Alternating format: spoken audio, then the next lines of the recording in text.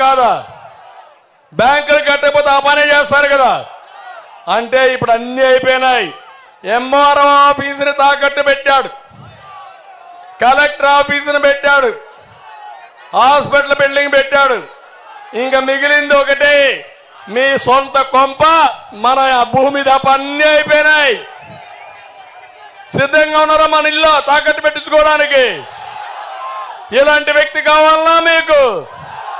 ఇల్లు ఇవ్వడం కానీ భూమి ఇవ్వడం కానీ మన ఆస్తులు తాకట్టు పెట్టడానికి సిద్ధంగా ఉన్నాడు. ఎప్పుడు కూడా ఒకటి గుర్తుపెట్టుకోండి, ట్యాంకులో నీళ్లుంటే ట్యాప్ తిప్పితే నీళ్లు వస్తాయి, కొళ్ళాయి తిప్పితే, అంతేనా? నీళ్లు లేకపోతే వస్తాయా? రావా? నీళ్లు లేకపోతే నీళ్లు రావు. లాస్ట్లో కొద్దిగా మురికి నీళ్లు వస్తాయి. మన బిందెలు కూడా మురికి చేసి ఆడికి ఆగిపోతాయి. అవునా కాదా? ఇలాంటి ముఖ్యమంత్రి అప్పులు చేసి కడాన మన మీద అప్పులు పెట్టి పారిపోయే పరిస్థితికి వచ్చాడు. అందుకే నేను ఒకటే చెప్తున్నా, సంపద సృష్టిస్తే సంక్షేమం చేయగలుగుతాం, ఆదాయం వస్తుంది. నా సిద్ధాంతం, సంపద సృష్టించడానికి అభివృద్ధి చేస్తాను, వచ్చిన డబ్బులు మళ్ళీ మీ అభివృద్ధి కోసం సంక్షేమానికి ఖర్చు పెడతా. జగన్మోహన్ రెడ్డి చేసేది 10 రూపాయలు ఇస్తాడు, 100 రూపాయలు దోచుకుంటాడు. నేను చేయబోయేది 15 రూపాయలు ఇచ్చి లక్షల రూపాయలు సంపాదించే మార్గం నేను చూస్తా. నా ఆలోచన ఒకటి, డబ్బులు ఇవ్వడమే కాదు, పేదవాళ్ళని ఆదుకోవడానికి నేను అన్ని విధాలు ఆలోచిస్తానని మరొక్కసారి మీ అందరికీ హామీ ఇస్తున్నా. ఇంకో పక్క మీరు ఒక్క విషయం గుర్తుపెట్టుకోవాలి, మీ ఖనిజ సంపద దోచుకున్నాడు, ఎక్కడికక్కడ ఇష్టానుసారంగా చేశాడు, అప్పులు మాత్రం మిగిలే పరిస్థితి వచ్చింది.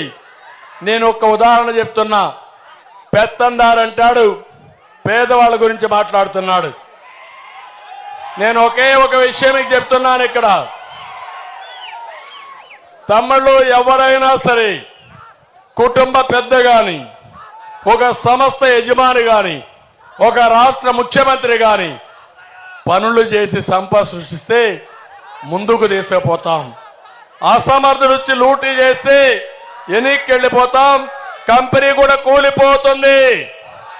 మీరు ఒకటి గుర్తుపెట్టుకోండి, రిలయన్స్ ఉంది, రిలయన్స్కి 2 బిడ్డలు, ముఖేష్ అంబానీ, అదే మరి ఇంకొకరెవరు, అనిల్ అంబానీ. మా పిల్లలకు బాగా తెలుసు.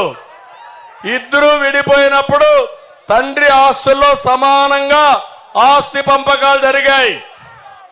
కానీ ఈరోజు అనిల్ అంబానీ దివాలా తీశాడు, ముఖేష్ అంబానీ ప్రపంచంలోనే కుబేరుడిగా తయారయ్యాడు.